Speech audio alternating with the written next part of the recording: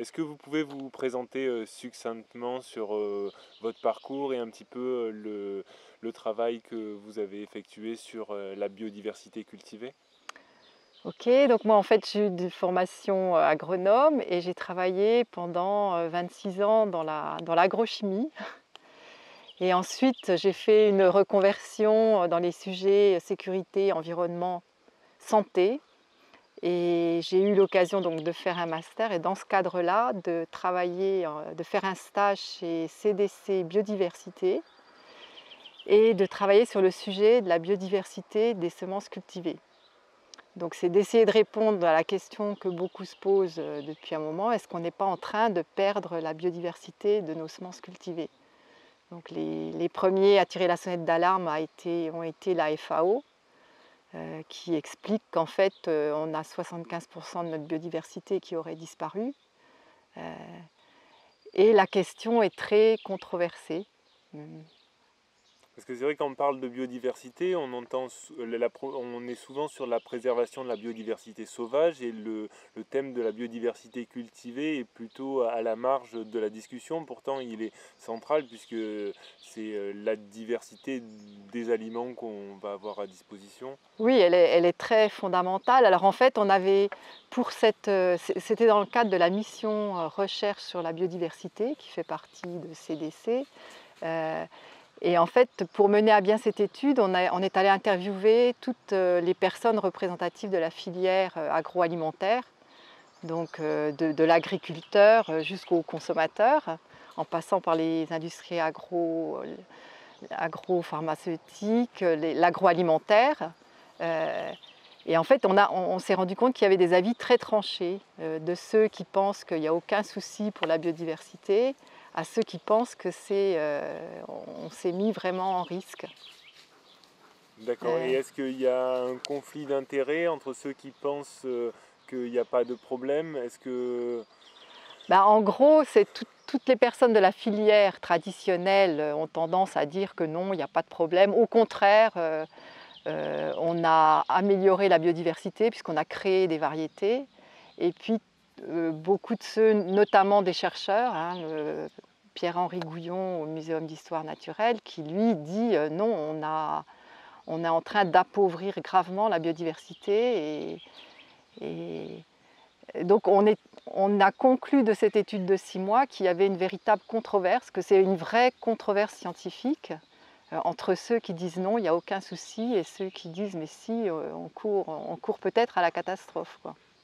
Parce que dans ceux qui disent il n'y a pas de problème parce qu'on crée beaucoup de variétés, finalement, est-ce que ces variétés sont vraiment diverses dans leur génétique ou c'est quelque chose qui est juste à côté, À qui est la très marge, proche oui. ou C'est ce que disent les chercheurs. Donc il y a une personne qui était chercheuse à la FRB qui a mené une étude justement sur le blé et qui conduit. Alors effectivement, en nombre de variétés, on a augmenté le nombre de variétés de blé grâce à la sélection variétale. Mais elle a regardé tous les autres facteurs intrinsèques et elle dit que non, en fait, on a une biodiversité qui s'est appauvrie parce qu'en fait, on a tendance à utiliser toujours les mêmes variétés pour des critères bien précis et que des variétés qui officiellement sont différentes ne sont pas si différentes que ça, quoi. Et, et en cas de problème, style changement climatique, on risque de manquer de biodiversité pour faire face au sujet.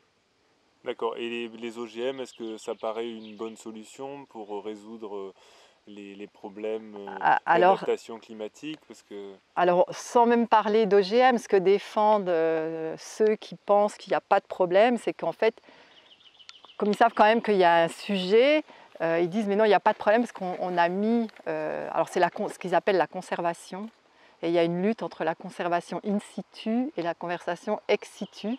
Donc eux ils disent il n'y a pas de souci du moment qu'on fait des conservatoires, donc des espèces de musées de graines, qui nous permet d'avoir les gènes et on pourra répondre à toutes les demandes grâce à ce conservatoire de gènes. Et ceux comme Pierre-Henri Gouillon qui expliquent que non, la biodiversité c'est quelque chose de dynamique, Et c'est pas en gelant des graines dans un frigo qu'on pourra résoudre les problèmes, quoi. Il faut vraiment que la graine évolue avec le climat, par exemple. Et donc il y a vraiment cette controverse, quoi, ou deux façons de voir qui sont vraiment différentes, quoi. Et dans la version où finalement le patrimoine génétique est sous frigo, finalement il n'y a que les semenciers qui vont pouvoir multiplier ces graines et du coup utiliser toute cette information génétique, et du coup ça dépossède quelque part le paysan de pouvoir être autonome sur ces graines, et donc ça le rend dépendant de grands Oui, groupes semenciers. Est-ce que... alors c'est pas dit officiellement, mais par exemple ces graines, bon, il y a le fameux comment on appelle ça, conservatoire de Svalbard, où en fait les Alors graines. c'est quoi ce conservatoire? Alors le conservatoire de Svalbard, il a été créé pour faire une espèce de banque de graines. Donc c'est dans une île près de l'Arctique, donc dans une ancienne mine, je pense, qu'ils ont creusé. En fait, ils stockent des graines. Ils font une duplication par des conservatoires qui existent à travers le monde.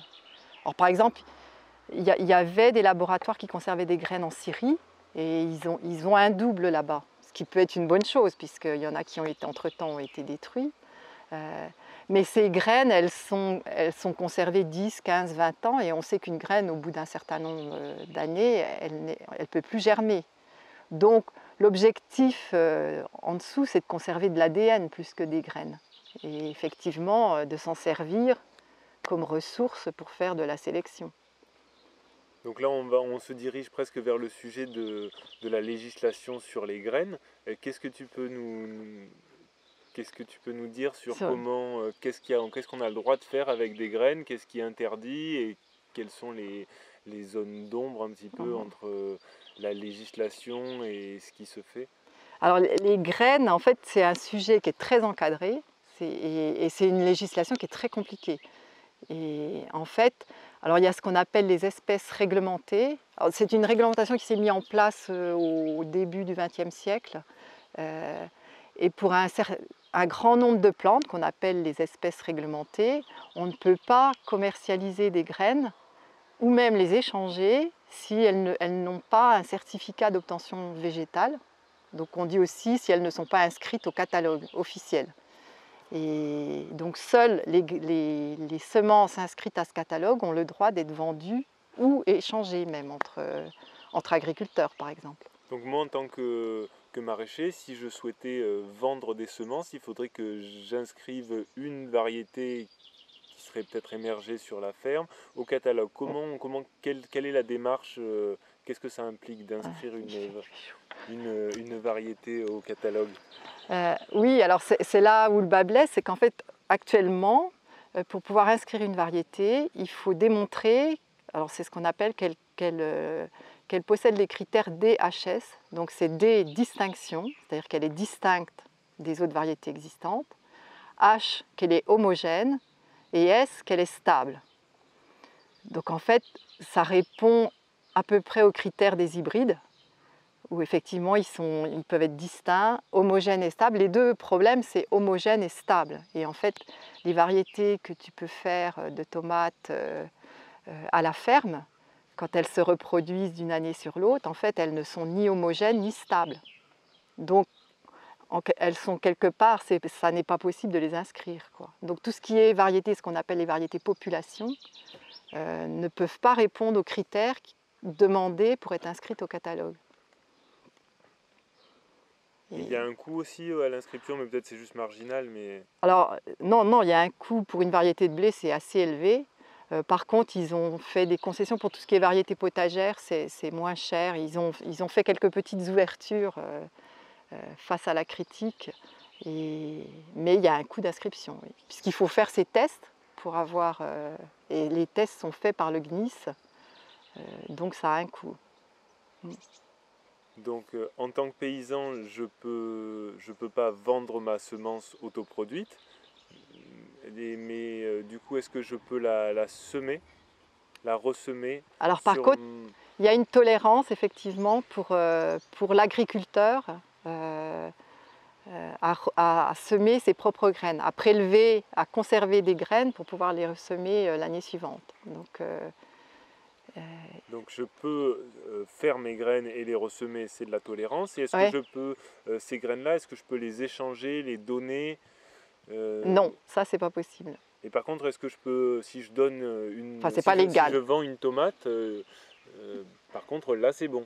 Oui, l'agriculteur a le droit de vendre le produit, mais pas de vendre la graine. Alors c'est toujours subtil, hein, puisque dans la tomate il y a les graines,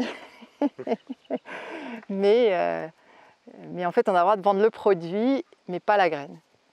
C'est l'histoire du boulanger paysan qui a fait de la sélection de blé, qui ne pouvait pas ni vendre ni échanger ses graines.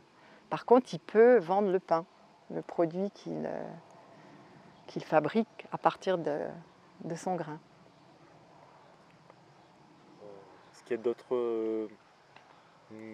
d'autres règles par rapport aux graines qu'on n'aurait pas... Il y en a beaucoup. D'accord. Mais quelque part, je pense que toute cette réglementation, en fait, il y a deux choses. Il y a la réglementation, l'obligation d'être inscrite, et puis ensuite, il y a le droit de propriété intellectuelle.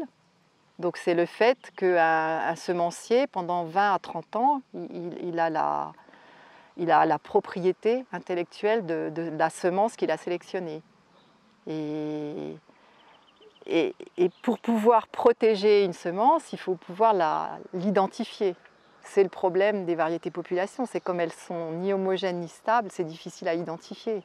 Donc on ne peut pas les protéger par un droit de propriété intellectuelle.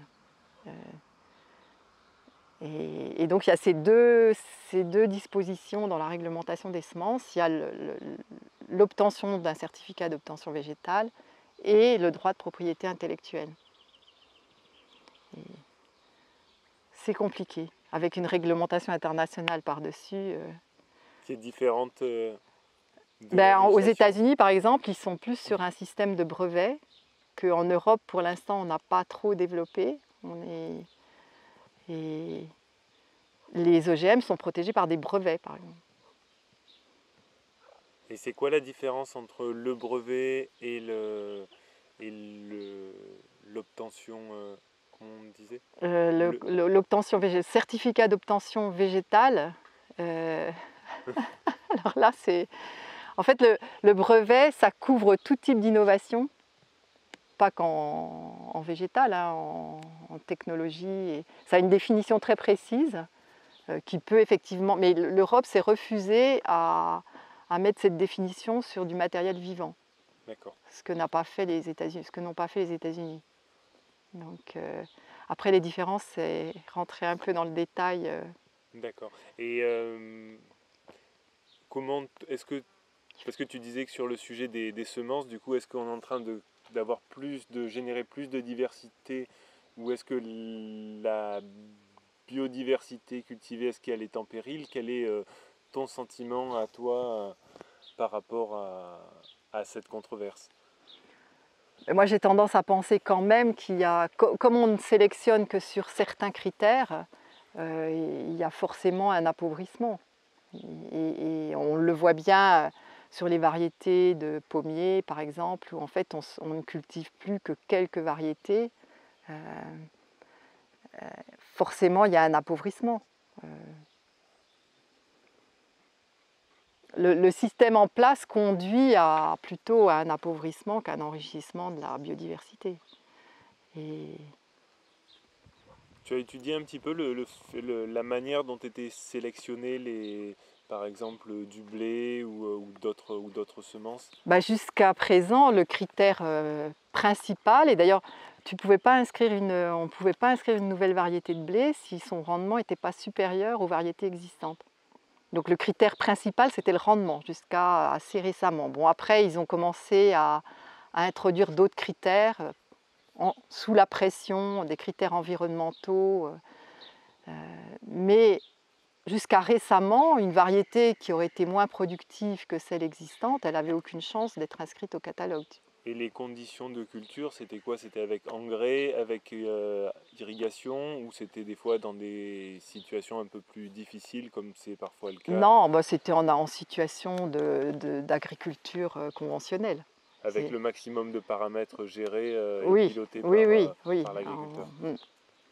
Et- Alors ils ont commencé, l'INRA, sous la pression des agriculteurs qui faisaient de l'agriculture biologique, sur le blé par exemple, ils ont commencé à essayer de sélectionner en sélection classique, c'est-à-dire ce sont des variétés hybrides, des variétés qui soient plus adaptées à l'agriculture biologique, donc où le critère rendement était moins important, on cherchait plutôt la résistance à un certain nombre de maladies. Et il y a deux variétés à l'époque, enfin en 2015, ils avaient déjà inscrit 2 variétés, mais qui sont des variétés hybrides issues de sélection classique, quoi. Mais où le rendement a pris moins de place dans les critères d'évaluation. Et Mais pour ce qui est des variétés, ce qu'on appelle la variété population, c'est-à-dire où en fait on a un mélange, où chaque épi de blé est différent de... Ces variétés-là, il y a un problème pour les inscrire, quoi. Les variétés que sélectionnent les agriculteurs qui ont repris, qui se sont remis à faire de la sélection. Et c'est plutôt ce type de mélange qui convient le mieux à l'agriculture biologique. peut-être à l'alimentation humaine? Autre sujet. C'est un autre sujet, effectivement.